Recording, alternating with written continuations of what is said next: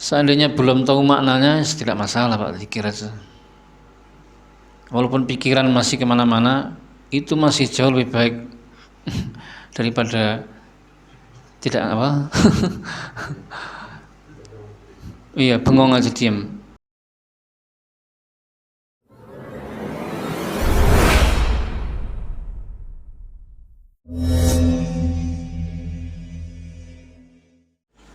Bismillah. Assalamualaikum warahmatullahi wabarakatuh.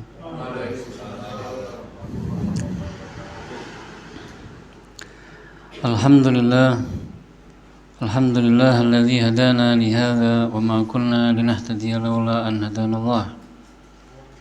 Asyhadu an la ilaha illallah wahdahu la syarika lah wa asyhadu anna Muhammadan abduhu wa rasuluh. Allahumma salli wa sallim ala nabiyyina Muhammadin wa ala alihi wa ashabihi wa man tabi'ahum bi ihsanin ila yaumiddin, amma ba'd. Ya ayyuhalladzina amanu taqullaha haqqa tuqatih wa la tamutunna illa wa antum muslimun.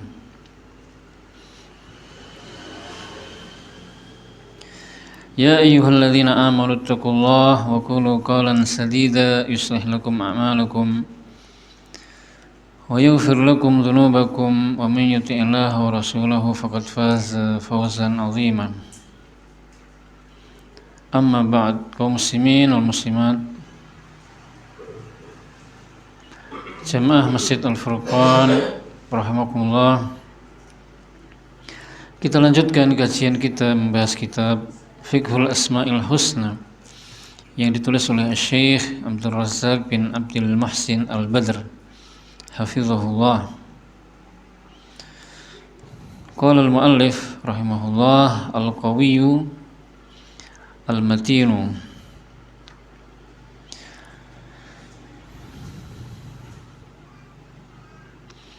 Pembahasan kita yang pertama insyaallah tentang nama Allah Al-Qawi dan Al-Matin. Al-Qawi artinya yang maha kuat, Al-Matin artinya yang maha kokoh. Al-Qawi yang maha kuat, Al-Matin yang maha kuat atau yang maha kokoh. Wa qad jaa ismullahil qawi fi iddati mawadhi' min al-Qur'an. Nama Allah Al-Qawi disebutkan di dalam Al-Quran di beberapa tempat. Minha qauluhu ta'ala, di antaranya adalah firman Allah Ta'ala, Allahu latifum bi'ibadihi yarzuqu man yasha wa huwal qawiyyul aziz. Allah maha lembut kepada hamba-hambanya, Dia memberi rizki kepada siapa saja yang Dia kehendaki, dan Dia maha kuat lagi maha perkasa. Wa qawluhu, dan firman-Nya, kataballahu la aghlibanna ana wa rusuli innallaha qawiyyun aziz.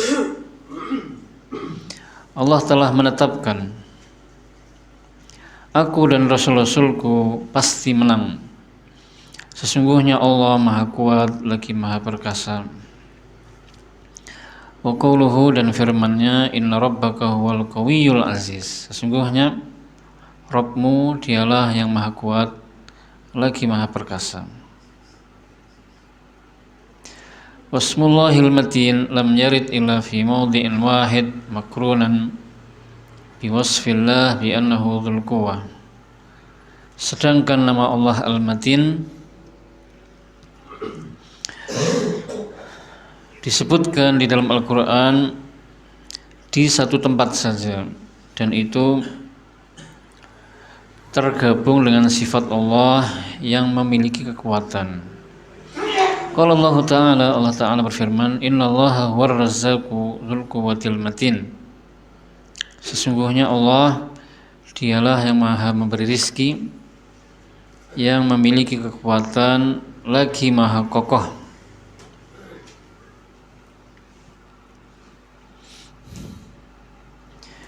Itulah dalil-dalil tentang nama Allah Al-Qawi dan Al-Matin. Kemudian apa makna al-matin dan al-qawi? Wa makna al-matin ay syadidul quwwah.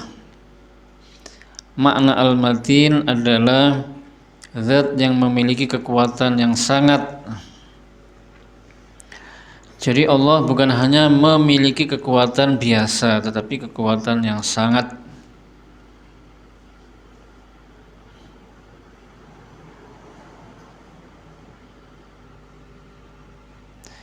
Wa makna al-qawi ay alladhi la yu'jizuhu syai' wa la yughlibuhu ghalib wa la yaruddu qada'uhu wa la yaruddu qada'ahu raddun yunaffidhu amrahu wa yamdi qada'uhu fi khalqihi yu'izzu man yasha' wa yudhillu man yasha' wa yansuru man yasha' wa yukhdhilu man yasha'.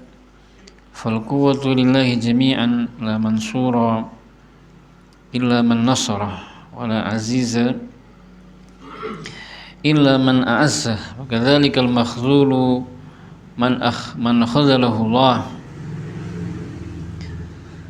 والذليل من أذله. Adapun makna al-qawi adalah zat yang tidak ada sesuatu pun yang bisa mengalahkannya dan tidak ada satupun yang bisa melemahkannya dan tidak ada satupun yang bisa menolak takdirnya. Dia melaksanakan semua urusannya dan berlaku takdirnya kepada seluruh makhluknya. Dia memuliakan siapa yang dia kehendaki, menghinakan siapa yang dia kehendaki, menolong siapa yang dia kehendaki, membiarkan siapa yang dia kehendaki. Kekuatan semuanya hanya milik Allah. Tidak ada yang tertolong kecuali yang ditolongnya, dan tidak ada yang mulia kecuali yang dimuliakannya. Begitu pula tidak ada yang terlantar kecuali yang diterlantarkan oleh Allah, dan tidak ada yang hina kecuali yang dihinakannya. Itulah makna al-qawi, yaitu zat yang tidak ada satupun yang bisa melemahkannya, mengalahkannya, menolak takdirnya. Semuanya urusannya pasti terlaksana.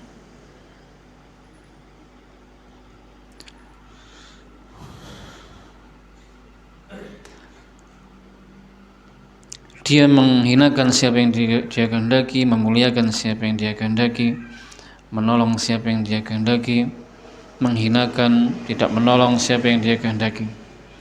Siapa yang tertolong maka berarti Allah lah yang menolong. Sebagaimana Allah Subhanahu wa taala berfirman, "Iyansurkumullah fala ghaliba lakum wa iyakhzulkum faman dzal ladzi yansurukum min ba'dihi wa 'alallahi falyatawakkalul mu'minun." Jika Allah menolong kalian, maka tidak ada yang bisa mengalahkan.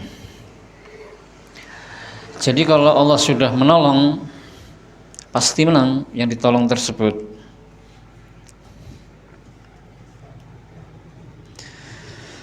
Wa iyakhzulkum, dan barang siapa yang dibiarkan oleh Allah, artinya tidak ditolong oleh Allah, maka siapa lagi yang bisa menolong kalian selain Allah setelah itu?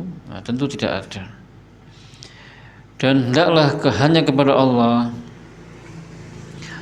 orang-orang yang beriman bertawakal.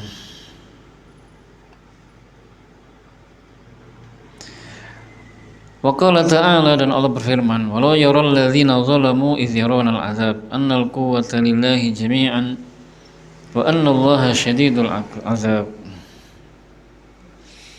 Dan kalau orang-orang yang zalim mengetahui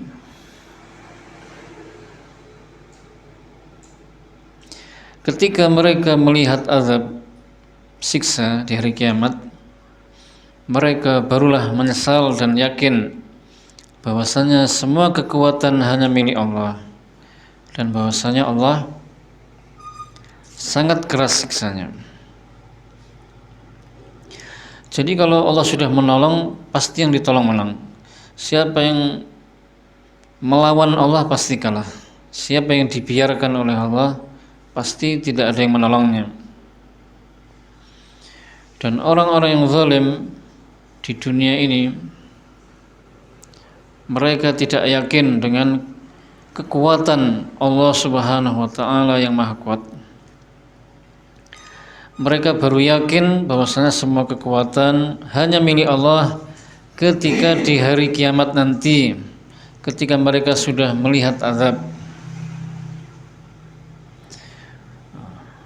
Oleh karena itu mereka di dunia itu mengambil tandingan-tandingan sekutu-sekutu bagi Allah, menyembah kepada selain Allah. Sebenarnya mata mereka itu bisa melihat. Yang buta itu sebenarnya adalah hati mereka. Fa innaha la ta'mal absar walakin ta'mal qulubul lati fis sudur. Yang buta itu bukan matanya, tapi yang buta adalah hatinya. Jadi orang kafir, orang musyrik, ketika mereka masih di dunia itu, mereka penglihatan mereka itu buta dari melihat bukti-bukti kekuatan dan bukti-bukti kekuasaan Allah. Padahal bukti-bukti di dunia ini yang menunjukkan kuatnya Allah dan kokohnya Allah itu begitu banyak. Tapi karena dasar hati mereka yang buta, yang kotor, jadi mereka tidak melihat bukti-bukti kekuatan Allah tersebut. Makanya mereka menyembah kepada selain Allah, atau menyembah Allah tapi menyembah kepada selainnya. Yang mana sesembahan selain Allah atau berhala-berhala itu mereka tidak bisa memberi, tidak bisa mencegah, tidak bisa merendahkan, tidak bisa meninggikan, tidak bisa memberikan manfaat atau menolak mudarat untuk dirinya sendiri, apalagi memberikan manfaat dan menolak mudarat untuk orang lain.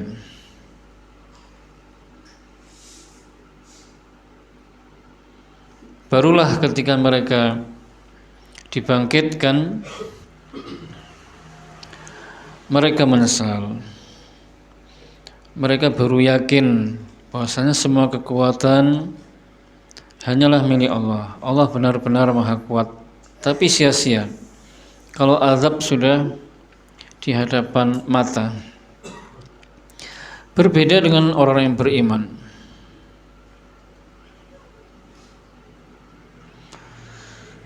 Orang-orang beriman ketika masih di dunia sudah yakin bahwasanya Allah Maha Kuat, Maha Kokoh. Semua kekuatan itu hanya milik Allah.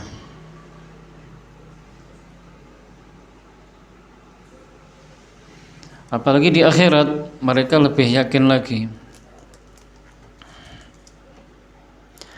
Makanya orang yang beriman berdoa hanya kepada Allah, berlindung hanya kepada Allah, menyembah hanya kepada Allah, tawakal hanya kepada Allah, karena mereka yakin bahwasanya Allah Maha Kuat, Maha Kokoh.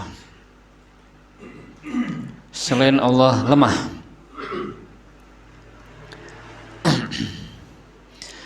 Kemudian penulis buku memberikan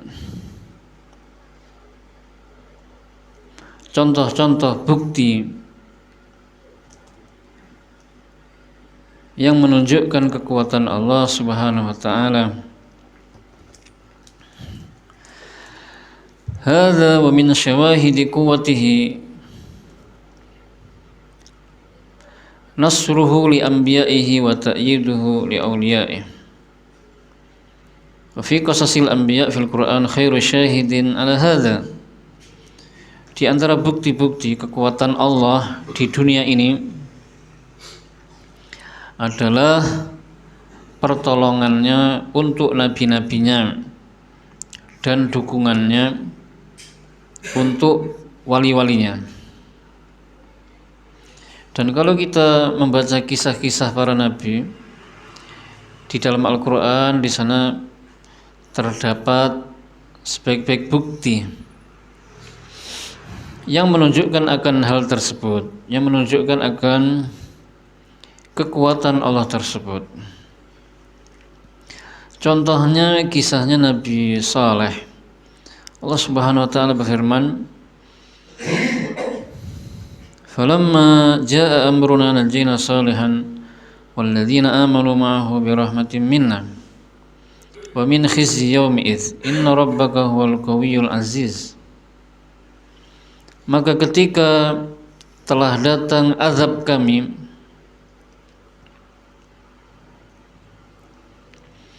kami selamatkan Saleh dan orang-orang yang beriman bersamanya dengan rahmat dari kami, dan kami selamatkan mereka dari kehinaan pada hari itu. Sesungguhnya Rabbmu dialah yang maha kuat lagi maha perkasa.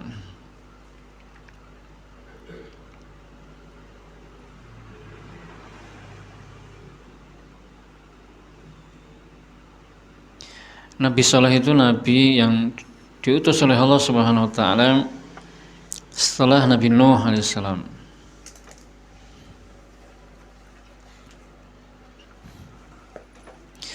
Jadi kaumnya itu membangkang, mereka kafir, musyrik. Lalu diutuslah Nabi Saleh ini mendakwahkan tauhid kepada mereka. Bahkan mereka terus menentang, didakwahi tauhid, semakin menentang, menghina Nabi Saleh. Singkatnya mereka mengatakan, kami akan beriman jika kamu bisa mengeluarkan unta gitu, dari batu. Akhirnya dibuktikan. Nanti saya tunjukkan, tapi kalian harus beriman, janji. Ini mukjizatnya Nabi Saleh, yaitu keluarnya unta betina dari celah batu. Yang unta itu tidak boleh disakiti, apalagi dibunuh. Ternyata mereka malah membunuh.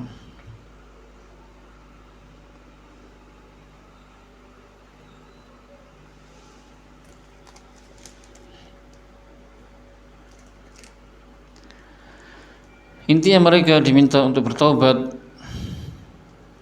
dan beriman. Kalau tidak bertobat, maka Allah akan menimpakan azab kepada mereka. Tapi mereka malah meledek dan semakin ingkar. Mereka malah menantang, mana azabnya? Akhirnya Allah timpakan azab berupa suara yang keras sekali dan gempa.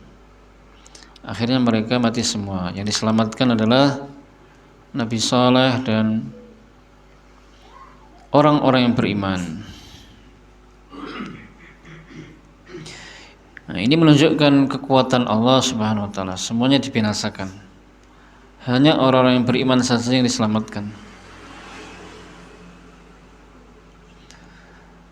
Bukti berikutnya, wa min syawahidi quwwatihi ihlakuhu lizzalimin wa intiqamuhu minal mujrimin wa ihlaluhu bihim anwa'al uqubat wa sunufal musulat. Di antara bukti kekuatan Allah Subhanahu wa taala di dunia ini adalah dibinasakannya orang-orang yang zalim dan ditimpakannya azab kepada orang yang pendosa dengan berbagai macam azab dan malapetaka, seperti Fir'aun dan orang-orang sebelum mereka karena mereka zalim dan pendosa, akhirnya disiksa oleh Allah, dibinasakan. Qala ta'ala kadzabi ali fir'auna wal ladzina min qablihim kafaru bi ayatillah fa akhadhahumullahu bidzunubihim innallaha qawiyyun syadidul iqab. Keadaan mereka serupa dengan keadaan Fir'aun dan pasukan-pasukannya.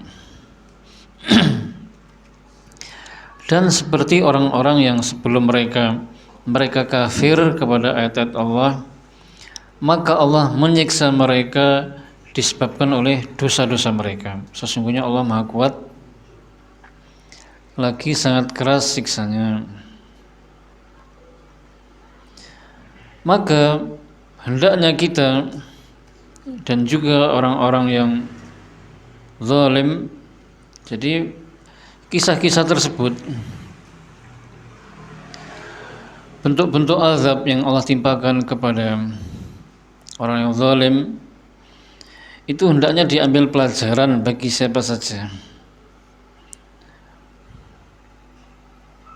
Diambil pelajaran bagi orang yang zalim itu sendiri, dan juga untuk diambil pelajaran bagi orang-orang yang baik.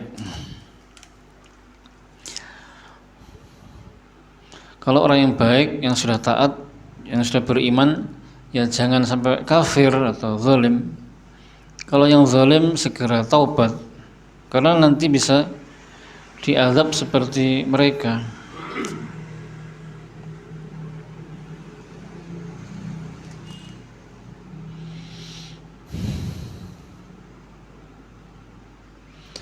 Dan ini menunjukkan kekuatan Allah, yang mana orang yang zalim dibinasakan. Hendaknya orang yang zalim terutama mengambil pelajaran dan meyakini kekuatan Allah. Wa min syawahidi quwwatihi qiyamus sama'i wal ard bi amrihi wa hifdhihi lahuma wa lima fihima bi qudratihi fala yu'jizuhu syai'.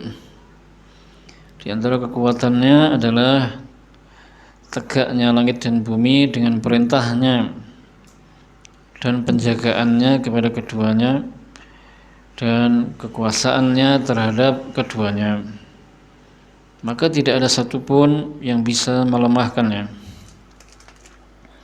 Ini bukti berikutnya tentang kekuatan Allah, yang mana langit dan bumi ditegakkan oleh Allah dan dijaga oleh Allah Subhanahu wa taala. Dan Allah tidak merasa berat, tidak merasa lelah. Beda kalau kita menegakkan sesuatu, mengangkat motor, tidak kuat. Seandainya kuat, tidak lama. Tapi Allah Subhanahu wa taala kekuatannya luar biasa. Bumi yang begitu besar, langit juga begitu besar, tidak ada tiangnya. Dia tegak. Apa ada yang bisa seperti itu selain Allah? Tentu tidak ada. Qala ta'ala wa la ya'uduhu hifdhuhuma wa huwal 'aliyyul 'azim. Dan dia tidak merasa berat menjaga keduanya, maksudnya langit dan bumi. Dan dia maha tinggi lagi maha agung. Wa min syawahidi quwwatihi anna rizqa biyadihi yu'tihi man yasha'. Di antara bukti kekuatan Allah adalah bahwasanya semua rizki itu ada di tangan Allah. Dia memberikannya kepada siapa saja yang dia kehendaki.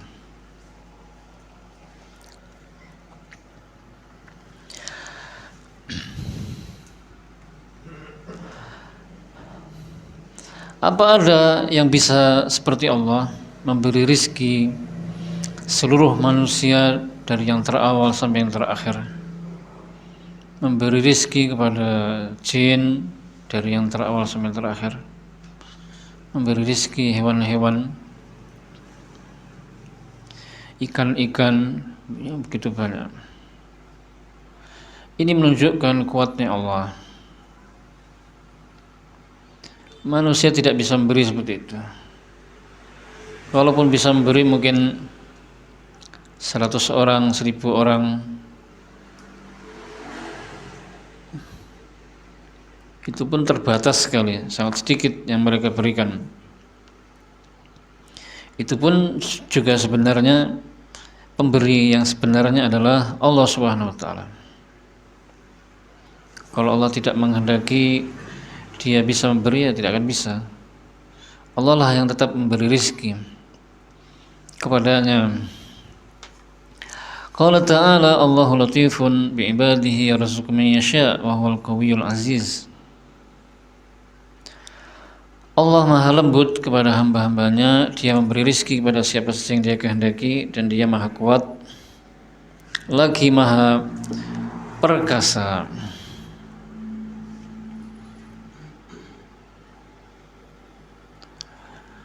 Satu lagi tentang bukti kekuatan Allah, wa min syawahidi quwwatihi annahul fa'al lima yurid. La yakun syai'un fi hadzal alami min harakatin aw sukunin aw khafdin aw raf'in aw izzin aw dhullin aw ata'in aw man'in illa bi idzni. Yaf'alu ma yasha' wa la yumani'u wa la yughalib bal qahara kulla syai' wa dana lahu kullu syai'.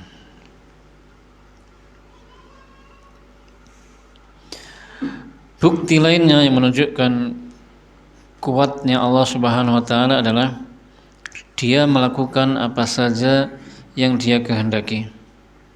Maksudnya kalau Allah menghendaki apa, pasti terjadi. Kalau Allah tidak menghendaki, pasti tidak terjadi. Tidak ada satupun atau sesuatu pun yang terjadi di alam semesta ini, baik itu gerak, diam, rendah, tinggi, pemuliaan, penghinaan, pemberian, pencegahan, semuanya itu tidak terjadi kecuali dengan izin Allah. Dia berbuat apa saja yang dia kehendaki, tidak ada yang bisa mencegah, tidak ada yang bisa menghalangi.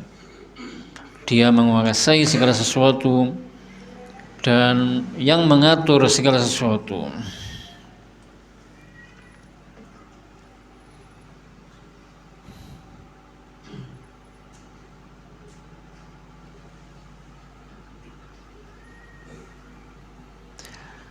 Jadi apa saja yang terjadi itu atas kehendak Allah.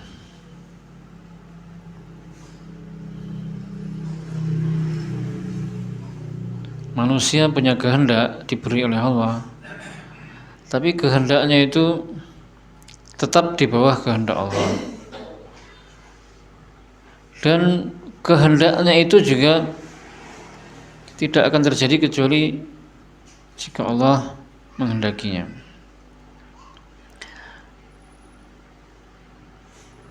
Ala lahul khalqu wal amr tabarakallahu rabbul alamin. Ingatlah, menciptakan dan mengatur segala urusan alam semesta itu hanyalah hak Allah. Maha suci Allah, Rabb semesta alam. Jadi apa saja yang terjadi itu atas kehendak Allah. Kalau Allah tidak menghendaki, maka tidak akan terjadi.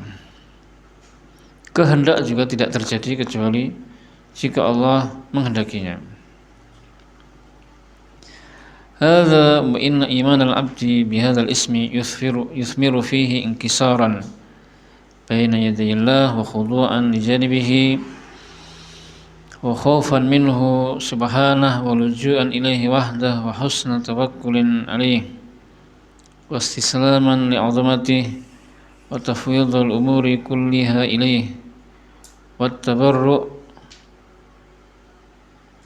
minal hauli wal quwwati illa bih. Apa buah yang manis dari keimanan seorang hamba terhadap dua nama ini, Al-Qawi dan Al-Matin? Buah manisnya atau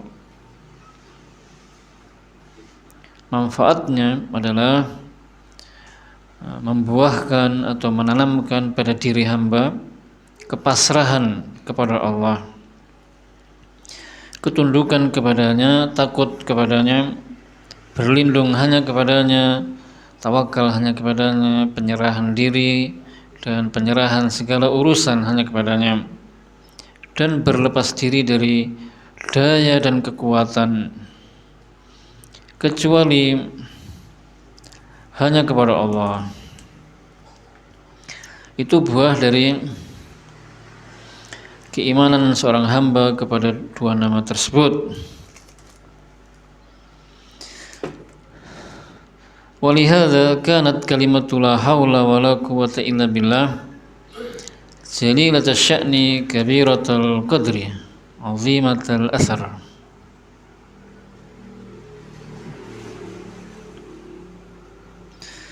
Oleh karena itu, kalimat atau ucapan la haula wala quwwata illa billah, tidak ada daya dan kekuatan kecuali dengan pertolongan Allah, merupakan kalimat yang sangat tinggi kedudukannya dan sangat besar manfaatnya. Maka ucapan la haula wala quwwata illa billah hendaknya senantiasa kita ucapkan, hendaknya kita banyak berzikir dengan kalimat itu. Seandainya belum tahu maknanya, tidak masalah Pak, zikir aja. Walaupun pikiran masih kemana-mana, itu masih jauh lebih baik daripada tidak apa. Iya, bengong aja diam, tidak ngapa-ngapain dan tidak zikir. Tapi ada usaha setelah itu memahami makna yang terkandung dalam kalimat itu. Maknanya sangat agung sekali.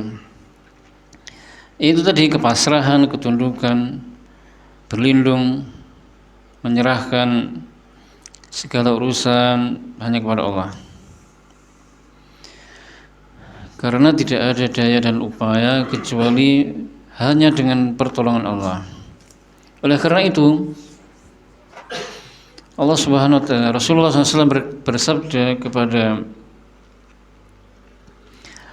Abu Musa al-Asy'ari, "Ya Abdullah bin Qais, qul la haula wala quwwata illa billah, fa innaha min kunuzil jannah." Muttafaqun alaih. Wahai Abdullah bin Qais, ucapkanlah la haula wala quwwata illa billah, karena sesungguhnya dia termasuk harta karun surga.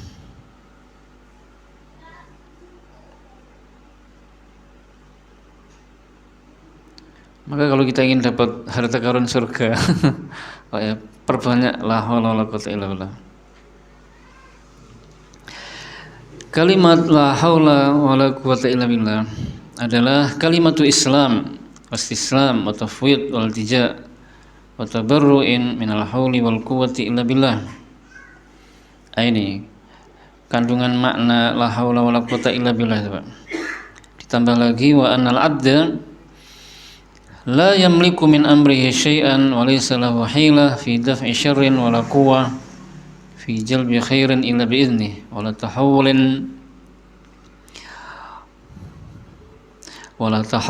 lil abdi min ma'siyatin ila ta'ah wa la min maradin ila sihhah wa la min wahanin ila quwwah wa la min naqsin ila ziyadah illa billah wa la quwwata lil abdi al qiyam bi ayyi syai'in min syu'unihi illa billah. Kalimat la haula wala quwwata illa billah itu adalah kalimat ketundukan, kepasrahan, penyerahan segala urusan hanya kepada Allah, minta perlindungan hanya kepada Allah, berlepas diri dari daya dan kekuatan kecuali dengan pertolongan dari Allah. Dan juga merupakan keyakinan dan pengakuan seorang hamba bahwasanya dia tidak memiliki sedikit pun dari urusan Allah. Pengakuan juga bahwasanya hamba tidak memiliki kekuatan untuk menolak keburukan dan mendatangkan kebaikan kecuali dengan izinnya.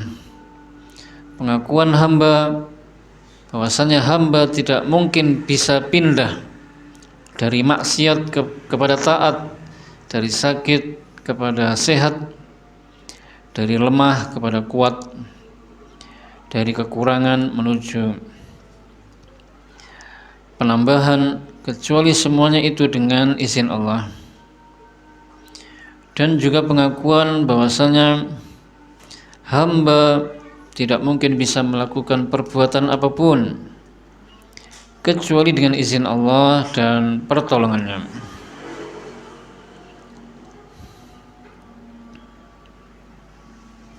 Siapa yang mengucapkan kalimat ini, la haula wala quwata illa billah, serta merealisasikan, mengamalkan dengan sebenar-benarnya makna yang terkandung dalam kalimat itu, berupa tawakal hanya kepada Allah, berlindung hanya kepada Allah, menyerahkan segala urusan hanya kepada Allah, maka hamba tersebut diberi petunjuk, dilindungi dan dicukupi, dan hatinya menjadi hati manusia yang paling kuat dan keadaannya paling baik, serta akhir hidupnya juga paling baik.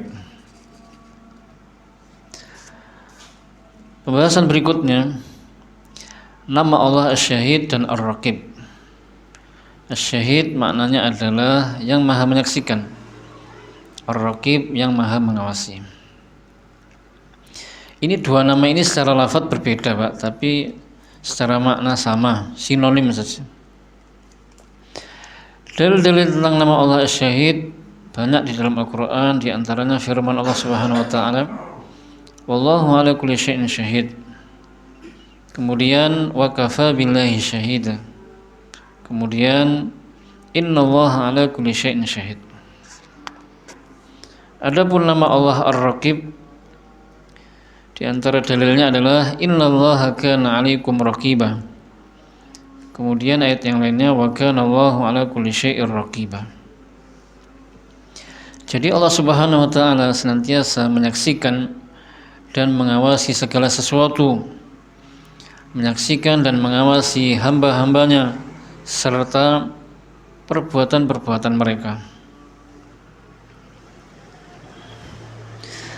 Makna asy-syahid adalah al-muttali'u ala kulli syai'in alladhi la yakhfa 'alaihi syai'un, sami'a jami'al aswat khafiyaha wa jaliyaha wa absara jami'al mawjudat daqiqaha wa zalilaha saghiraha wa kabiraha wa ahata ilmuhu bi kulli syai' alladhi syahida li ibadihi wa 'ala ibadihi bima 'amilu. Asy-syahid maknanya adalah zat yang melihat segala sesuatu, yang tidak tersembunyi baginya sesuatu pun. Dia mendengar semua suara, yang lirih maupun yang jelas, dan dia melihat segala sesuatu yang ada, yang lembut, yang kasar, yang kecil maupun yang besar, dan ilmunya meliputi segala sesuatu, yang menyaksikan semua hamba-hambanya dan perbuatan-perbuatan mereka.